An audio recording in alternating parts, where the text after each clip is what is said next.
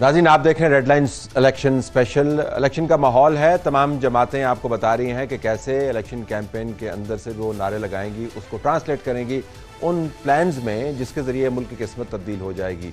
लेकिन मुल्क की किस्मत है कि हतमी तौर पर तब्दील हो ही नहीं रही।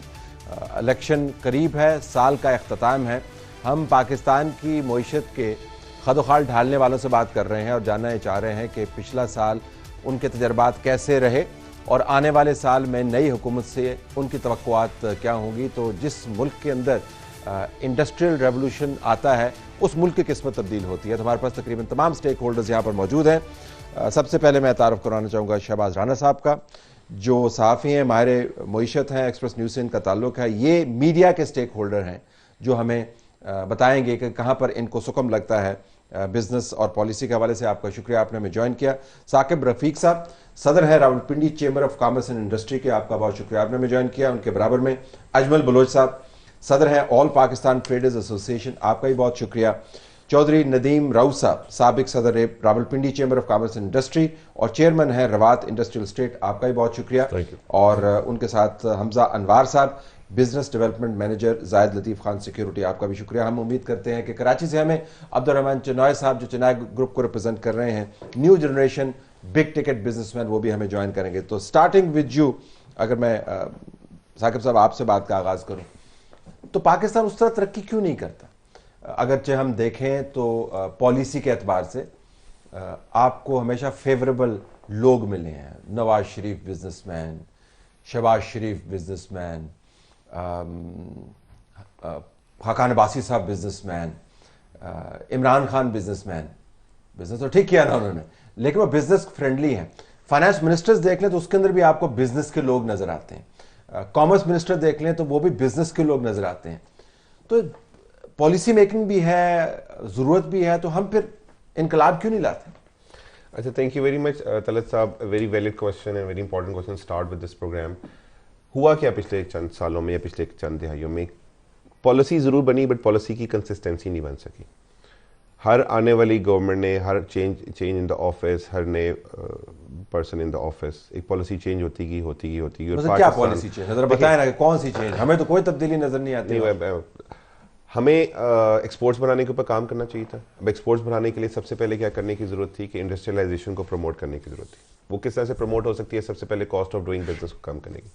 बट आया क्या, ये जो एनर्जी क्राइसिस हम लोग देख रहे हैं, आया क्या, ये जो कॉस्ट ऑफ डूइंग बिजनेस, अभी आज से चंद माह पहले एक बहुत बड़ा पूरे मुल्क में हंगामा बरपा हुआ। चेंबर्स भी उसमें शामिल है, बिजनेस कम्युनिटी उसमें शामिल हुई, सारे उसमें शामिल हुई। और वो क्या था कि बिजली की प्राइसेस इतनी ऊपर चलेगी। अभी कल की बात है, गैस की प्राइस ऊपर चलेगी, ठीक है, the reserves are depleting, but the बिजली की प्राइस, क्या आज से 30 साल पहले जो मुआहदे हो रहे थे या आज से 25 साल पहले जो मुआहदे हो रहे थे, उस मुआहदे करते वक्त ये देखा गया कि पेट्रोल जो हमने इंपोर्ट करना है या ऑयल जो हमने इंपोर्ट करना है उसको हमने डॉलर में पे करना है। So if the dollar is going up, the पर barrel cost is going up, it will ultimately affect the cost of production. And the cost of production के साथ एक महंगे बिजली के यूनिट के साथ मेरा जो एक्सपोर्टर है वो क्या प्रोडक्ट बनाएगा और वो क्या इंटरनेशनल मार्केट में सेल करेगा, this was not seen in the long term policy. और ये आज भी, मतलब आज भी हम बात लेकिन तमाम जमातों के मैनिफेस्टोज के अंदर मैं देखता हूँ, उनकी हम वादों वईद के अंदर देखता हूँ, तो वो तो एक्सपोर्ट्स को बढ़ाना, मौजूदा जो है रिप्रेजेंटेटिव निगरान हुकूमत के, वो तो 100 बिलियन की तो आराम से ही वो बात करते हैं। 100 बिलियन तक ले जाऊंगा मैं, क्या कि 6 हफ्ते रह गए आपके, 100 बिलियन तक किस तरह लेके जाएंगे? तो कमिटमेंट तो है ना, डिक्लेयर्ड नहीं, थिंग्स आर देयर। हमने जो बात की कि कंसिस्टेंसी ऑफ पॉलिसी नहीं हमें ओवर द टाइम नजर आई। मतलब आज अब मैं बात हो रहा हूँ, तो आज से 1 साल पहले हम 2023 के ऊपर अगर निगाह दौड़ाते हैं, तो जब 2022 खत्म हो रहा था और हम 2023 में जा रहे थे, तो उस टाइम इन्वेस्टर को समझ नहीं आ रही थी मैं करूं क्या। द डॉलर प्राइस, आप डॉलर सुबह कहीं जा रहा था, शाम कहीं जा रहा था, आप अगले 6 महीने की प्लानिंग नहीं कर पा रहे होते थे। ठीक है, आपको ये नहीं पता था कि मैंने करना क्या, इंपोर्टर को ये नहीं पता था कि मैंने अगले महीने क्या करना है, एक्सपोर्टर को ये नहीं पता था कि मैंने अगले, जिसके ऊपर आप बिल्कुल, थैंक यू तलत साहब। मैं बिल्कुल इस पे कमेंट करना चाहूँगा। देखिए, बात यह है कि इस हमने पीछे जो एक मैसिव किस्म का सर्च देखा है डिवैल्यूएशन पे। हम नॉर्मली ये एक कॉन्सेप्ट आता है कि जब आप रुपी डिवैल्यूएट करता है, जो एक्सपोर्टर है उसको उसका एडवांटेज बहुत जाता है। बट अनफॉर्चुनेटली हमारी जो डिवैल्यूएशन के बावजूद एक्सपोर्ट्स उनसी हैं वो नहीं बढ़ सकी। उसमें बहुत सारे रीजन हैं। सबसे बड़ा रीज़न एक तो आपकी जो यूटिलिटी प्राइसेस हैं वो एक कंट्रोल में नहीं थी, कि इतनी ज़्यादा आपकी बेसिक जो मैन्युफैक्चरिंग कॉस्ट है ऊपर चली गई थी। फिर जो इंडस्ट्रियलाइजेशन की बात की, इंडस्ट्रियलाइजेशन देखिए हम किस तरह करेंगे। हम इस वक्त अनफॉर्चुनेटली हम एमिनेस्टी दे देते हैं एक ऐसे सेक्टर में जहां पे डेड इन्वेस्टमेंट आपकी जाती है। मैं लास्ट ईयर जब प्रेजेंट किसकी बात कर, रियल एस्टेट? मतलब टू बी वेरी ब्लंट, हम मतलब लास्ट ईयर भी जब मैं प्रेजेंट था, मैंने कहा जी ठीक है आपने दे दी, वो भी एक सेक्टर ऐसा है जिसमें कि 26 अलाइड इंडस्ट्रीज साथ इक्विप्ड है, उसमें डेफिनेटली ग्रोथ आई और मैसिव ग्रोथ आई। आप क्यों नहीं इंडस्ट्री में ये एमएनएसटी लेके आते? आप एमएनएसटी लेके आए कि जी आप जो पैसा लगा रहे हैं नहीं पूछा जाएगा, but you have to set up factory plant जो एक्सपोर्टेबल हो, फिर देखें आपका पैसा कहां से निकलता है और कहां पे आता है। तो ये जो एलिमेंट्स है ना, ये जब विश और विल नहीं होगी तो ये नहीं हो सकेगी। लोग वैसे ये भी कहते हैं, मैं चाहूंगा अजमल बलोच साहब, क्योंकि आप तमाम पाकिस्तान के ट्रेडर्स को रिप्रेजेंट करते हैं और वो एक बहुत सिग्निफिकेंट एरिया है जिसके जरिए आप वेल्थ जनरेट कर सकते हैं पाकिस्तान के अंदर, एम्प्लॉयमेंट जनरेट कर सकते हैं। उनसे मैं पूछूंगा, लेकिन मैं सवाल आपके पास भी छोड़ के जा रहा हूं, आपके पास भी, कि लोग कहते हैं सुस्त भी हैं, मतलब हमने कोई इनोवेट नहीं करना हालात के मुताबिक, हमने वो मक्खी पे मक्खी मारनी है, हमने कोई बहुत ज्यादा तब्दीली नहीं लानी। इसमें मैं कमेंट करना चाहूंगा कि देखें हम जो सर कन्वेंशनल अभी उसी एक्सपोर्ट है तो हमारी सिर्फ टेक्सटाइल की है, सर्जिकल की है, और हमारे इतने हम जीएसपी प्लस की बात करते हैं ना, जीएसपी प्लस में 150 प्लस आइटम्स हैं, हम क्यों नहीं उन पे जाते? हम क्यों खाली रिस्क नहीं लेना चाहते? जी ट्रेड के जाविये से बताएं। देखिए हमने ना जब ये हुकूमत चेंज हुई पिछले साल, तो उस वक्त एक्सपोर्ट भी थी हमारी, इंपोर्ट भी हो रही थी, इंडस्ट्री भी चल रही थी, ट्रेडर्स थोड़ा सा खुशहाल हो रहा था, लेकिन एकदम से ऐसा हुआ कि हम बिल्कुल मुश्किल में चले गए। और जो हुकूमत आई उसने आते साथ कहा कारोबार 8 बजे बंद कर दें। एक तो बदकिस्मती ये है कि जब आपको तवानाई बचानी है तो कारोबार बंद कर दें।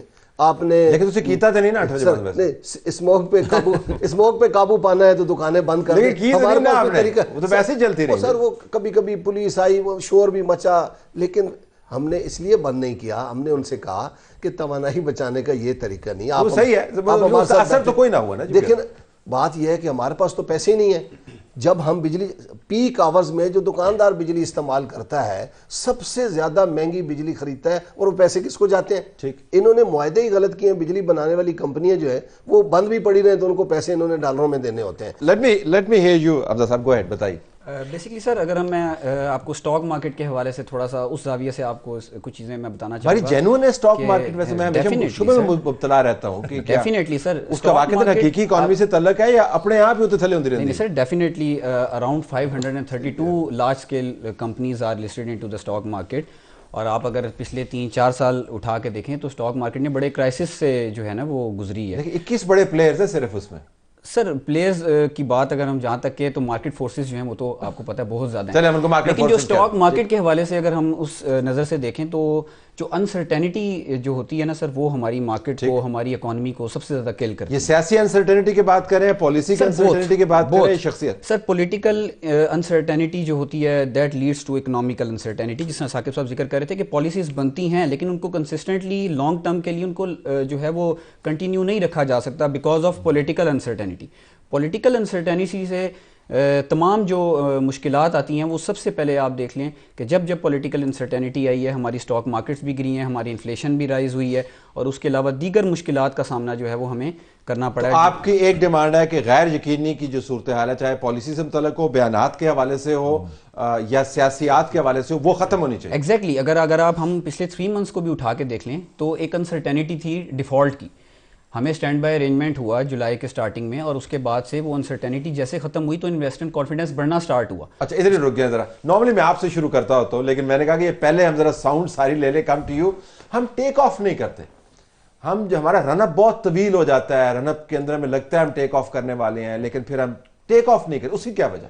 देखिए तले साहब, एक तो बड़ी खुशी की बात है कि हमारे जो दोस्त बैठे हुए इनको पता है कि मिसाइल क्या है। जो चीज़ एक मिसिंग थी इनके पॉइंट में कि हम ये करने जा रहे हैं, मे भी उसके ये लेटेस्ट स्टेज के ऊपर है। द प्रॉब्लम इज़ कि हम टेक ऑफ क्यों नहीं कर पाते। पाकिस्तान की जो इकोनॉमी है उसकी पैदावारी सलाहियत नहीं है, इसके ऊपर फोकस भी नहीं है कि पैदावारी सलाहियत कैसे बढ़ानी है। जिससे मुराद क्या है? जिससे मुराद है कि आपकी इकोनॉमी की प्रोडक्टिविटी है ही नहीं किसी भी किस्म की। आप ट्रेडिंग नेशन बन गए ना, what you are actually producing, surplus आपके पास कितना है, आप एक्सपोर्ट कितना करेंगे, उसी से रिलेटेड आपकी दूसरी 2 चीज़ें हैं। एक ये कि आपके पास महसूलात फिर कम होते हैं क्योंकि आप ट्रेडिंग नेशन है। दूसरा आपका प्रॉब्लम उसके साथ ही इंटरलिंक्ड है, जिसकी वजह से आप फिर टेक ऑफ नहीं कर पाते ना, कि एक्सटर्नल सेक्टर जब आप थोड़ा सा आप स्पीड पकड़ते हैं, ग्रोथ आपकी आती है 4-5-6% के ऊपर, आप बस्ट हो जाते हैं। अब फटना शुरू हो जाते हैं। क्यों हो जाते हैं? क्योंकि वो जो ग्रोथ आ रही होती है वो सस्टेनेबल नहीं होती। वो जो ग्रोथ आप कर रहे होते हैं, या डोमेस्टिक बैंकों से कर्जा लेके कोई प्रोजेक्ट शुरू कर लिए, या बाहर से पैसा पकड़ा, उससे आपने अपनी इंपोर्ट्स को फाइनेंस कर लिया, वो इंपोर्ट्स चली तो इनकी दुकानें चलना शुरू हो गई, वो पैसा शायद रियल एस्टेट में चला गया। जो productive sector of the economy है वहां पे पैसा नहीं जा रहा। वो क्या है? ना तो वो स्टॉक मार्केट है, ना ही वो रियल एस्टेट। वो क्या है? वो आपकी फैक्ट्रीज हैं। आप इंडस्ट्री, और इंडस्ट्री में भी आप डोमेस्टिक को तो आपने जो कंज्यूम करवाना है सो करवाना है, एक्सपोर्ट ओरिएंटेड इंडस्ट्री आपको चाहिए। प्रॉब्लम क्या होता है? अच्छा, ये अब इस पे रुकिए जरा। आपको स्मॉल स्केल चाहिए, मीडियम साइज चाहिए, या टॉप स्केल पे तो इंडस्ट्री आपकी ठीक है, अगर जब वो खत्म ही हो रही है, आप रीलोकेट भी कर रहे हैं, तो किस स्केल पे आप बात कर रहे हैं? हर स्केल पे अगर आप जर्मन मॉडल देखें, आप दूसरी कंट्रीज का मॉडल देखें ना, तो वो स्मॉल एंड मीडियम एंटरप्राइजेस का ज्यादा करते हैं। जर्मनी में 60 से 70% स्मॉल एंड मीडियम एंटरप्राइजेस हैं।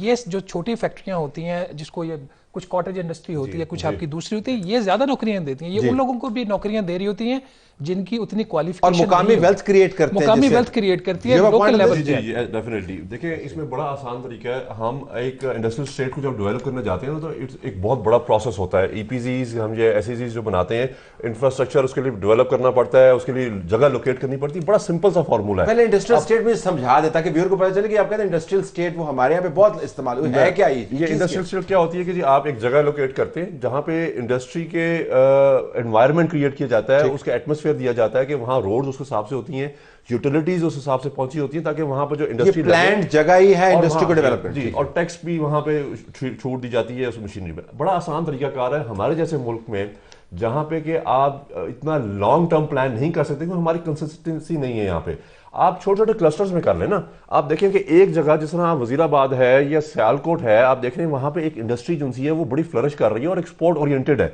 आप उस जगह को, जिस तरह आप टावर्स बन रहे हैं, आईटी टावर्स बन रहे हैं, उसी तरह आप एक एरिया को ऑलरेडी जहां पे इंडस्ट्री चल रही है उसको एक्सपोर्ट प्रोसेसिंग जोन का दर्जा दे दें।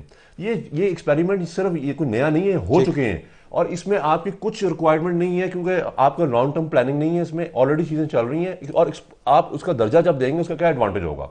आपको उसमें छूट मिलेगी जो आप मशीनरी बाहर से मंगवा रहे हैं, जो आपने मैन्युफैक्चरिंग करनी है, एक्सपोर्ट ओरिएंटेड मैन्युफैक्चरिंग पाकिस्तान में करनी है, क्योंकि यहाँ तो बनता कुछ नहीं है। उसकी मशीनरी जितनी भी आ रही है उसमें आपको टैक्स की एग्जम्पशन मिलेगी। जिस दिन आपने स्टेक होल्डर्स को पॉलिसी बनाने में, बलोच साहब ने बात की पॉलिसी बनाने में, जब स्टेक होल्डर्स को बैठा दिया ना, तो आपके आधे से ज्यादा मसले हल हो जाएंगे। सारे स्टेक होल्डर्स या मतलब कौन, क्या तरीन नहीं था, क्या दाऊद नहीं था? वो जब एज अ पॉलिटिशियन जब आते हैं वो एक खास लेवल पे बैठ के चीज को देख रहे होते हैं। आप चैम्बर्स को साथ लेके आए ना, चैम्बर्स जो आपकी एसोसिएशंस हैं जो ग्राउंड रियलिटी पे काम कर रही हैं, जब तक आप उनको साथ नहीं बैठाएंगे आपकी पॉलिसी। हमारा तो ख्याल है कि आपसे पूछे बगैर पॉलिसी नहीं बनाते। बिल्कुल ऐसे ही होता है। हमसे पूछते जरूर हैं, ठीक है, हमसे बात जरूर होते हैं, मुशावरा जरूर होती है, हमने प्रेजेंटेशन। अभी मियां साहब ने भी लाहौर लिख के दे दें, हमें नहीं, मियां साहब गए नहीं थे लाहौर में बैठ के?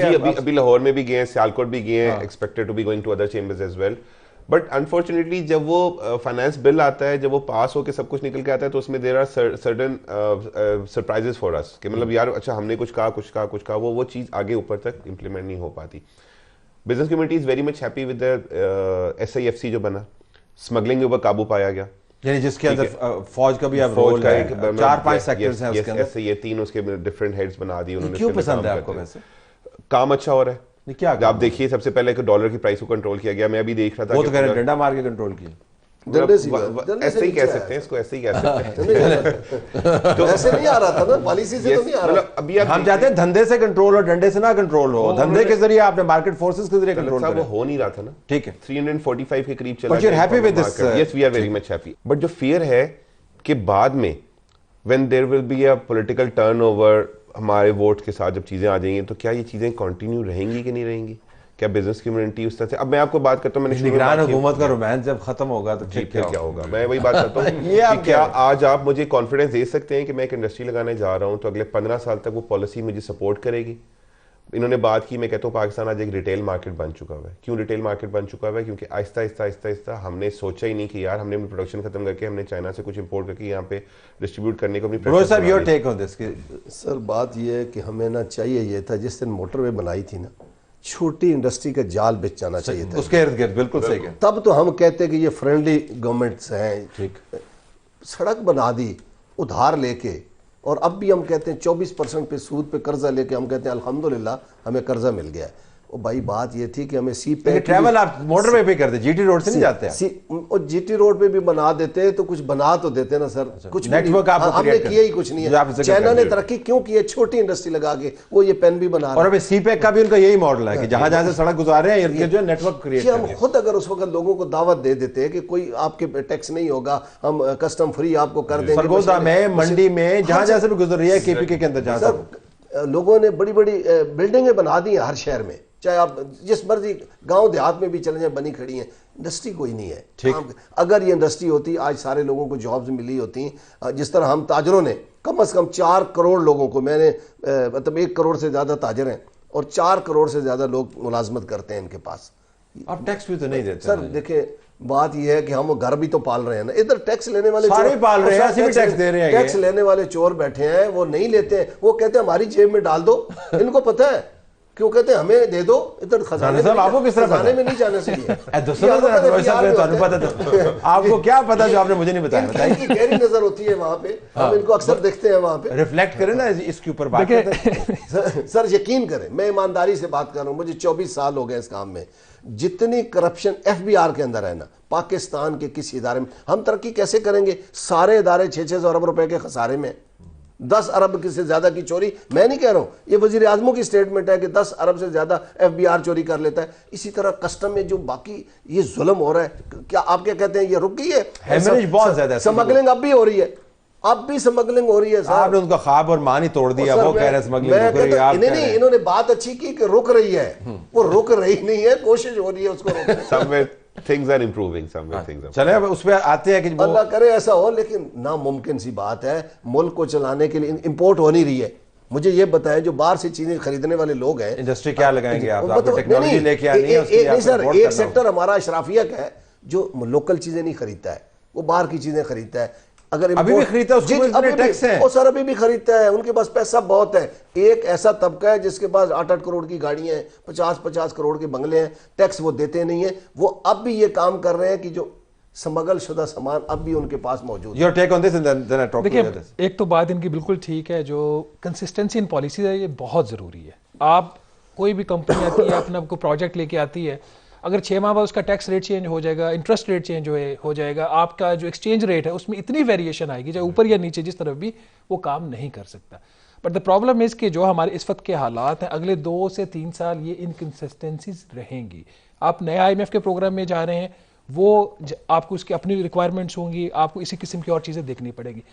मैं फ्रैंकली मुझे एक प्रॉब्लम है बिजनेस कम्युनिटी से, इनकी जो कंट्रीब्यूशन उसको तो कोई डिनाई नहीं कर सकता ना, हमारी इकॉनमी लोगों की वजह से चलती है। ये हमेशा मराद की बात करते हैं, ये कहते हैं हमने टैक्स नहीं देना, हम ये कर रहे हैं वो कर रहे हैं।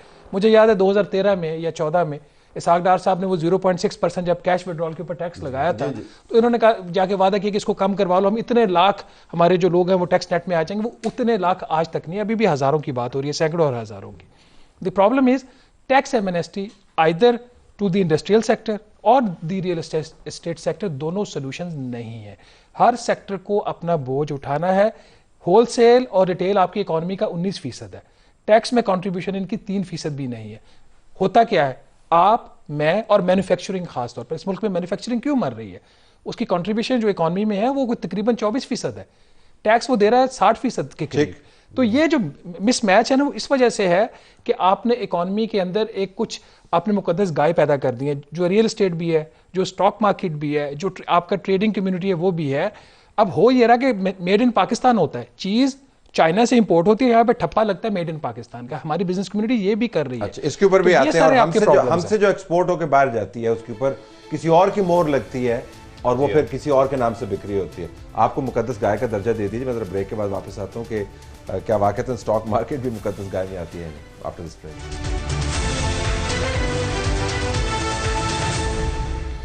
ये साल गुजर रहा है, नई हुकूमत भी आ जाएगी। इंतखाबात के बाद Pakistan business wise take off नहीं करता। हमने अपने इर्द गिर्द बहुत सारे ममालिक को अपनी जैसी हालत से, बल्कि अपने से बुरी हालत से निकलते हुए और उसके बाद तरक्की की राहें और मनाजिल फलंगते हुए देखा है। हम वहीं के वहीं खड़े हैं। तो ज़रा हमजा साहब, अभी ब्रेक से पहले इन्होंने आपको मुकद्दस गाय का दर्जा दिया स्टॉक मार्केट को, तो वाकईतन मुकद्दस गाय है स्टॉक मार्केट की। हमारी रेपुटेशन, परफॉर्मेंस बड़ी अच्छी है माशाल्लाह। हम देखते भी उसको बड़े करीब से हैं कि स्टॉक्स के अंदर इतना आज तो हैमरेज हो गया और आज तो कमाल ही हो गया। मुकद्दस गाय हैं आप? देखें जी, ये तो हर इंसान का अपना अपना नज़रिया है, लेकिन बज़ाते ख़ुद अगर मैं आपको बताऊं तो स्टॉक मार्केट से मेरा ताल्लुक़ सिंस 2016 है, और 2016 से लेकर अब तक मैंने ज़्यादातर टाइम जो है वो स्टॉक मार्केट को क्राइसिस में ही देखा है।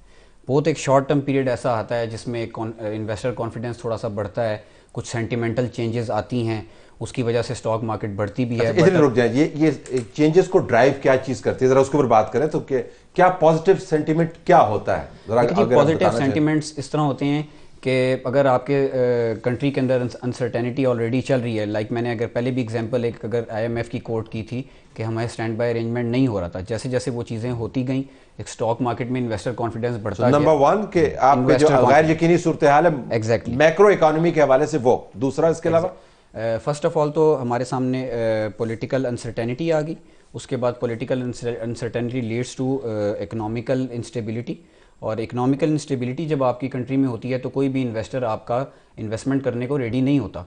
और हम लोग जिस तरह नदीम साहब ने भी एमनेस्टी स्कीम का जिक्र किया, तो इशू यही आता है कि हम एमनेस्टी स्कीम जो है वो गलत जगहों पे देते हैं, हमारे यहाँ पर लेवल प्लेइंग फील्ड नहीं है। हम लोग तो आपने भी डिमांड करनी शुरू कर दी है, एक तो हर कोई लेवल प्लेइंग फील्ड का जो इशू है ये बड़ा मेजर इशू है मेरे ख्याल से। हमसे एक नहीं संभाली जा रही, आपने भी डिमांड शुरू कर दी। देखिए लेवल प्लेइंग फील्ड का जो इशू है ये बहुत बड़ा इशू है। अगर आप देखें, हम स्टॉक मार्केट की बात करूं तो मेरे पास अगर कोई एक बंदा अगर 10 लाख रुपए ले आता है या 5 लाख रुपए ले आता है तो मुझे उसकी पूरी KYC करनी पड़ती है, मुझे उससे पूछना पड़ता है कि आप ये पैसा कहाँ से ला रहे हैं। हालांकि जो दूसरे सेक्टर्स हैं, अगर हम रियल एस्टेट का ही जिक्र करें, क्योंकि सबसे ज़्यादा फेमिलियर लोग वहीं पे इन्वेस्टमेंट्स वगैरह करते हैं, और एमनेस्टीज़ जो आती हैं वो ज़्यादातर आती भी उन्हीं के लिए ही हैं जो रियल एस्टेट जो हैं वो किंग्स हैं, जो आपके पार्लियामेंटेरियंस बैठे हैं वो सारे लैंड लॉर्ड्स हैं, और वो सब किक बैक्स के लिए अपनी पॉलिसीज बनाते हैं। ठीक है, जरा इसके अच्छा अब आपने गैर यकीनी, गो अहेड जी। मैं थोड़ा सा एक बात करना चाहूंगा कि what is the way forward. जी बिल्कुल, हमने अगली भी बात कर रहे हैं कि हुकूमत भी नहीं आ रही है, साल भी नहीं आ रहा है, अभी आगे इलेक्शन का दौर है और हम we are expecting election in February. हम हमारी पहले क्या डिमांड रही है और पिछली गवर्नमेंट्स के साथ भी रही है कि खुदारा आप जो सी आपका है ना चार्टर ऑफ इकोनॉमी उस साइड पे है, चार्टर ऑफ डेमोक्रेसी तो हम सुनते आए हमेशा। आपका मसला तब तक हल नहीं होगा कि हमारे यहाँ गवर्नमेंट्स का पता तो होता नहीं है कि इसने 2 साल रहना है, 3 साल रहना है, 4 साल रहना है, गवर्नमेंट जैसी मर्जी हो, हम उस बहस में नहीं जाते। मगर एक गवर्नमेंट जब भी आपकी टॉपल की जाती है या हटाई जाती है किसी तरह भी, तो आपके जितने भी प्रोजेक्ट्स हैं वो वहीं के वहीं हॉल्ट हो जाते हैं और सारा आपका जो इकोनॉमी का पहिया है वो रुक जाता है। हम अपने नेबरिंग कंट्री की मिसाल ले रहे हैं, वहां पे अगर गवर्नमेंट जाती है तो ये नहीं होता कि वहां पे टोटली आपके जो मेगा प्रोजेक्ट्स हैं वो रुक जाते हैं, हॉल्ट हो जाते हैं या उनमें कीड़े निकालने शुरू हो जाते हैं, वो चलते हैं। वो इसी तरह चार्टर ऑफ इकोनॉमी, इसके ऊपर जरा आप बताएं कि इसमें क्या फंडामेंटल इशू क्या है? चार्टर ऑफ इकोनॉमी होना चाहिए सर, होना चाहिए, लेकिन जो इन्होंने सियासी किया था उसमें तो कुछ हुआ नहीं है। सियासी के अच्छा, चार्टर ऑफ डेमोक्रेसी किया है, उसके ऊपर तो कुछ हुआ नहीं। डेमोक्रेसी करते तो फिर ये भी शायद हो जाती। हुकूमत नहीं बनी थी, उसी की तरफ जितना हम बुरहान में अभी गए हैं ना, सियासी अदम इस्तेकाम की वजह से हर चीज़ हमारी ख़राब हो गई, हर चीज़ नीचे चली गई है। ये जो ज़मीन की बात आप कर रहे थे कि पैसा ज़मीन पे सारा लग गया है, हमारा पैसा लगा ही उधर था, रियल स्टेट पे, मतलब चहल पहल थी, लोग हर रोज कपड़े नए लेते थे, जूते नए लेते थे, मोबाइल नए लेते थे। हुआ क्या, चीज़ों का बड़ा शौक है। मैं चहल पहल की बात कर रहा हूँ सर, मैं मुल्क में चहल पहल थी क्योंकि और कोई जरिया ही नहीं था, यही एक था, इंडस्ट्री तो लगी नहीं थी। अब जब उस पर कदगन लगाया साग डार साहब ने कि जी 40 लाख तक जो खरीदेगा उसको पैसे बताना पड़ेंगे, लोगों ने सारा पैसा उधर रोक के सोना और डॉलर खरीद के घरों में रखने शुरू कर दी, जिससे ये बड़ा बुरा नहीं है। फिर हम पूछे भी ना कि आपका पैसा कहां से है। नहीं सर, कमाल बात है सर, मैं नहीं ये कह रहा हूं, और सैलरीड क्लास की हैसियत से हमें इसके ऊपर बड़ा दुख होता है। मैं नहीं ये कह रहा हूं कि हम ये इसको साढ़े को तो पैसे पहुंच देने ने टैक्स पहले काट दिया। सर इसका हुआ क्या, इसका हुआ ये कि वो पैसा सारा इधर चला गया, सोना 2 लाख रुपए से ऊपर चला गया, डॉलर 300 पे पहुंच गया, जिसकी वजह से ये बड़े बुरहान ने अगर इन्होंने ये इस पे रियल स्टेट पे करना ही था तो आस्ता आस्ता करते, एकदम से इन्होंने ये जो कदगन लगाई, रुका और सारा वो इधर आ गया, जिसकी वजह से बहुत सारे तनख्वाहदार तबके के नुमाइंदे की हैसियत से इस प्रोग्राम में मैं इस पर एहतजाज करता हूं, क्योंकि मैं चाहता हूं वैसे ही ठग करके टैक्स कटे। सर टैक्स कटता है सर, मैं जो बात कर रहा हूं टैक्स कटे, लेकिन उस काम को आपने एकदम रोक दिया ना, वो सारा कुछ, जिसकी वजह से हम बुरहान में चले। बात चूंकि वे फॉरवर्ड की हो रही थी, हमने भी रखा था कि सेकंड फेज में हम पहले हमने बता दिया कि प्रॉब्लम्स क्या हैं, स्टेक होल्डर्स क्या फेस कर रहे थे, करना क्या है। मतलब ये तो देखते आ रहे हैं बचपन से, तबाही के दहाने पर है और सब कुछ है। स्कूल में भी वही खबर पढ़ रहा था, आज भी 1970 के अखबार, 80 के अखबार भी पढ़ लें तो आज भी वही खबरें आ रही होती है हमारे पैदा होने से पहले। हमने देखा कि हमारे पड़ोसी ममालिक में 90s में यही प्रॉब्लम आई। हमने एक प्रेजेंटेशन दी, हमने जाके बताया कि इकोनॉमिक लिबरलाइजेशन का पूरा मॉडल फॉलो किया गया एंड विद इन 2 years जो इम्पोर्ट बिल्स थे वो ड्रास्टिकली डिक्रीज होना शुरू हो गए।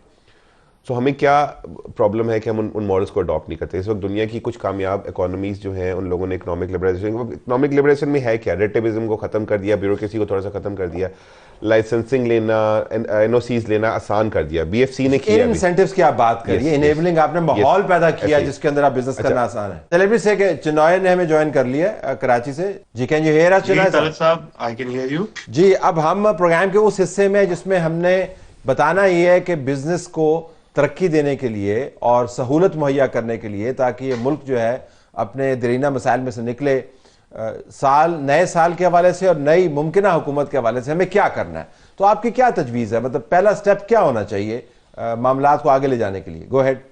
जी मैं ये कह रहा था कि देखिए सबसे पहले तो जो वे फॉरवर्ड है, बात ये है कि आपकी इकोनॉमी बहुत बुरी तरीके से इफेक्ट हुई है बिकॉज यहाँ पे इस मुल्क में पॉलिटिकल स्टेबिलिटी है नहीं। I mean this is the only country in the world जब आप ये सोचते हो कि मैं सुबह उठूंगा तो मैं क्या करूंगा। आई मीन जो सऊदी है, अरेबिया है, दुबई है, why are they coming up with vision 2040, 2030, 2060 because they are planning for the future. हमारे यहाँ पे अनफॉर्चुनेटली ये होता है जी कल देखेंगे मार्केट क्या रिएक्ट करेगी, कल देखेंगे क्या होता है। तो फर्स्ट एंड फॉरमोस्ट कोई भी गवर्नमेंट आती है, कोई भी सेटअप आता है, अब कंसिस्टेंसी बहुत जरूरी है बिकॉज जितनी इसमें आपकी वॉलेटिलिटी आपके मुल्क में पिछले 3-4 साल से आई, आप उसे देखेंगे डॉलर का क्या हाल हो गया है। स्टॉक मार्केट ऑल्दो अब तो ऑल टाइम हाई पे है, लेकिन कितना उसमें लॉसेस सफर किया गया है, कितनी शिपमेंट्स, कितने ऑर्डर्स हमने ये डॉलर डिस्पैरिटी की वजह से लूज किया। तो सबसे पहले तो जरूरी है कि इस चीज को स्टेबलाइज किया जाए। दूसरी जो सबसे बड़ी बात यह है कि देखें 2016 में आपकी जो ग्लोबल आईटी की contribution to the world economy वो थी $11.5 ट्रिलियन। अब 2020 में it's expected to reach $50.5 trillion. तो आईटी जो आईटी सेक्टर है, और बिकॉज क्योंकि मेरी खुद भी एक आईटी कंपनी, आई थिंक जो भी गवर्नमेंट आती है खाली दावों तक नहीं, उनको wholly and solely IT sector पे फोकस करना है बिकॉज ट्रेडिशनली आप सिर्फ टेक्सटाइल्स और बाकी चीज से अपने एक्सपोर्ट्स नहीं बढ़ा सकते। आप एक केपेबल आईटी मिनिस्टर को लाए, वो पॉलिटिकल अपॉइंटी नहीं होना चाहिए और उसको आईटी की अंडरस्टैंडिंग होनी चाहिए। आप इंडिया में देखें जो आईटी मिनिस्टर होता है वो गूगल के बोर्ड्स पे रहे हैं, वो दुनिया की टॉप कंपनीज में रहे, और हमें यहाँ पे एक पॉलिटिकल, हम लोग को ये लगता है कि जी हम यहाँ पे एक पॉलिटिकल पर्सन को लगाते हैं। तो मेरे ख्याल से आईटी पार्क्स बनाए, आईटी पे फुली फोकस करें, बाहर की कंपनीज को इंकरेज करें कि वो यहाँ पे आ सके। उसके लिए आपको आर्टिकल 24 ऑफ द कॉन्स्टिट्यूशन में भी अमेंडमेंट करनी पड़ेगी। आपकी जो पाकिस्तान में जो पॉपुलेशन है 60%, दैट्स बिटवीन 15 to 30। तो खाली एक ये नहीं होता कि आप यूनिवर्सिटी से ग्रेजुएट करते हैं तो वो आपका स्किल्ड लेबर बनता है। To convert those young students into skilled labours, government को यूनिवर्सिटीज ट्रेनिंग इंस्टीट्यूट्स बनाने चाहिए और उनको फर्दर नर्चर करना चाहिए। और मोस्ट इंपॉर्टेंटली मुझे ये लगता है कि क्योंकि अब पाकिस्तान बिल्कुल एक क्रॉस रोड्स पे है, हमें अपना जुडिशियल स्ट्रक्चर भी चेंज करने की जरूरत है। तलत साहब, आप इस मुल्क में, क्योंकि पाकिस्तान में तो फ्रॉड, चेक बाउंस होना बड़ा कॉमन है, आप कोर्ट में जाए, आप रिकवरी सूट दे, 20 साल तक आपका फैसला नहीं आता।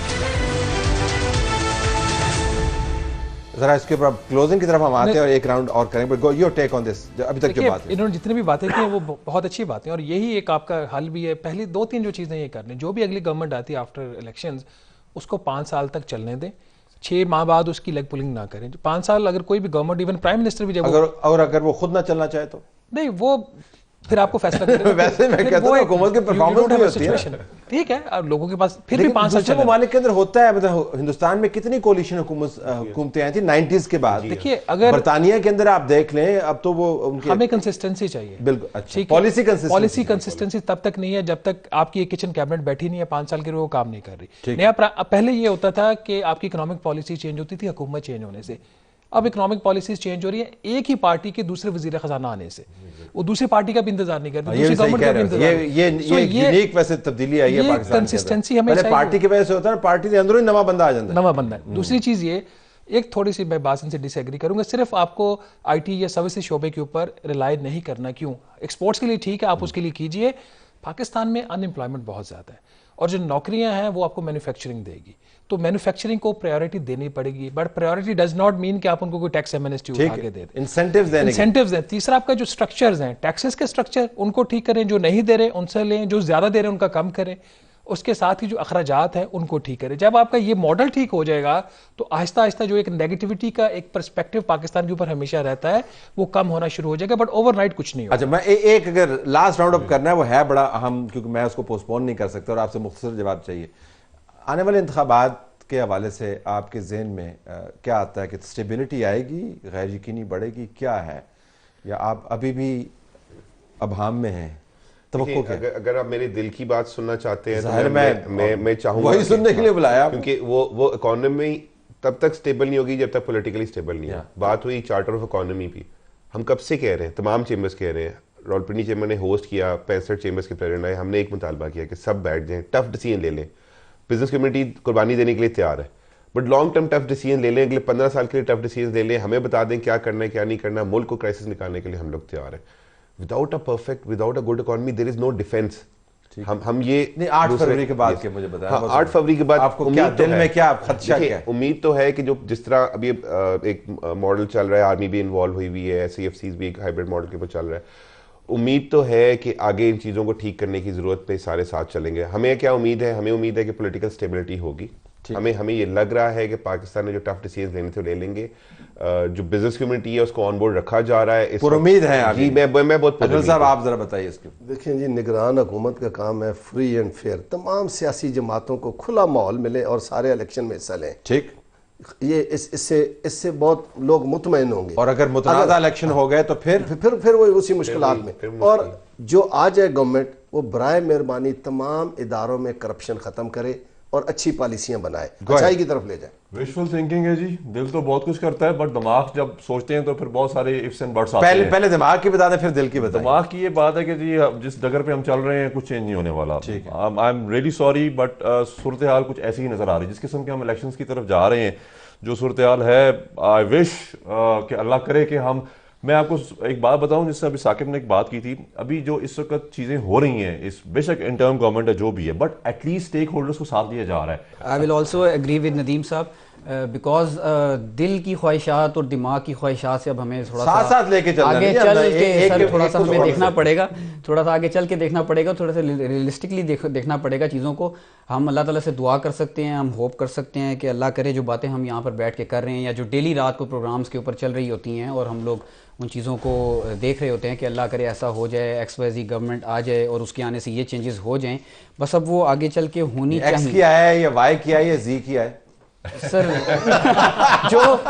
जो अभी एक किस्म की जो अभी चली हुई हैं चीज़ें कि मियाँ साहब का वापस आना, और उसमें जो अवाम का अगर पॉइंट ऑफ व्यू मैं आपके सामने रखूं, क्योंकि हम पब्लिक से डेली हमारा मिलना है, पब्लिक डीलिंग है, तो लोग अब यही समझ रहे हैं कि गवर्नमेंट जो अपकमिंग है वो हो सकती है कि वो PMLN की हो सकती है। पुरुमीद है, लेकिन शकूक में भी ज़्यादा मुब्तला है कि हमारी तारीख ऐसी रही। सर वो तो हर टाइम ऐसा है, क्योंकि हिस्ट्री को अगर हम निगलेक्ट नहीं कर सकते, बिल्कुल ही निगलेक्ट कर, ठीक है। बस दुआ यही करते हैं कि तमाम इदारे एक पेज पे होते, बस दुआ ये करते हैं कि तमाम इदारे, सर जुडिशरी हो, फौज हो, पॉलिटिकल जितने भी हमारे इदारे हैं वो सब ऑन बोर्ड हों, वो एक जगह चार्टर्ड ऑफ इकोनॉमी और डेमोक्रेसी सबको साथ रख के और एक लॉन्ग टर्म पॉलिसी के साथ। मेरा सिनिसिज्म जाग रहा है, लेकिन मुझे होस्ट तो कर नहीं सकता इसको। गुजारा जो ये खसारे में जाने वाली स्टेट ओन्ड एंटरप्राइजेस हैं, इनसे छुटकारा हासिल किया जाए। लगाए हुए मिनिस्टर जी, बस करें ना। अब मतलब वही कह रहा हूं, कब से मुतालबा क्या करना है? निगरान होते हैं निगरानी करने के लिए, निगरान पॉलिसी नहीं बनाते सर। निगरान सिर्फ ये काम करते हैं ना, फेयर एंड फ्री इलेक्शन, तो बाकी सब आगे ठीक होता। और जुनायद साहब 2 लफ्जों में बताइएगा कि आपके खदशात और ख्वाहिशात जो हैं वो आने वाले इंतखाबात से क्या हैं? Will they bring in stability, will they be more instability? Sir देखिए, I mean you have to look at our history, we have a tainted history.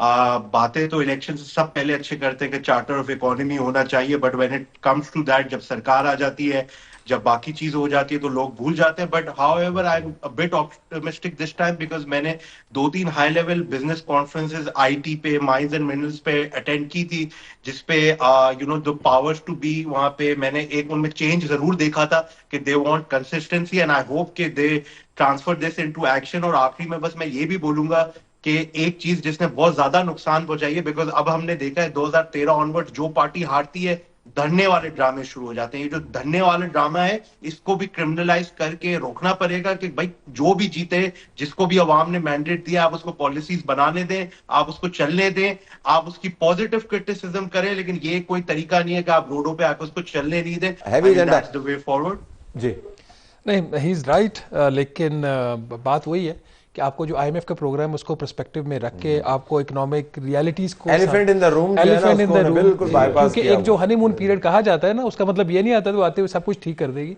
हुकूमत जो भी होती है, उसने आते हुए ये करना था। जो मुश्किल फैसले हैं वो ले लेते हैं और रिलेटिवली वो अनपॉपुलर भी नहीं होते।